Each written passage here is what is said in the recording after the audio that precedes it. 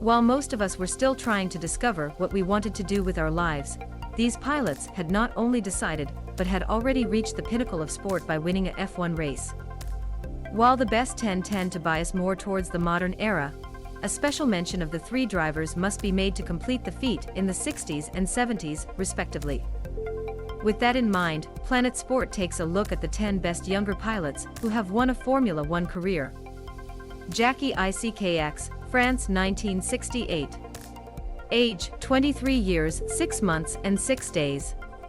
2 years after his season, Belgian Jacky Ickx became the first of his country to win a race. The scene was a wet roof assembly, the last time the track was used, and he lined up third in the grid behind Jochen Rindt and Jackie Stewart. But what should have been a day of joy for Ickx became a day of grieving.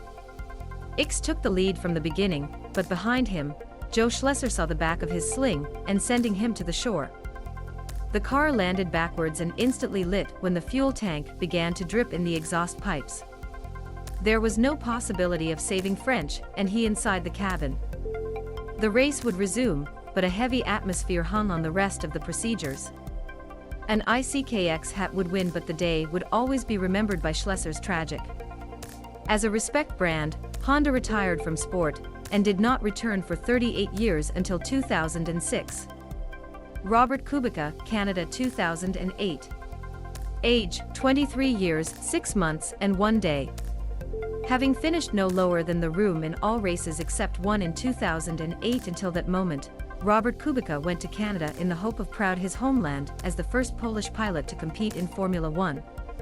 His weekend began strongly, since only Lewis Hamilton in the McLaren was faster than him in the qualification, but luck was on the side of Kubica during the race itself.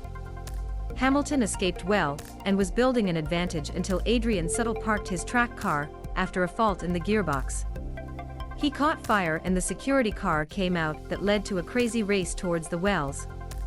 Hamilton led Kubica and Kimi Räikkönen entering the wells, but left them.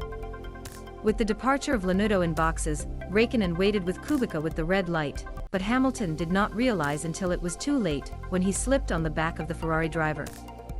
The future teammate of Hamilton, Nico Rosberg, then entered the back of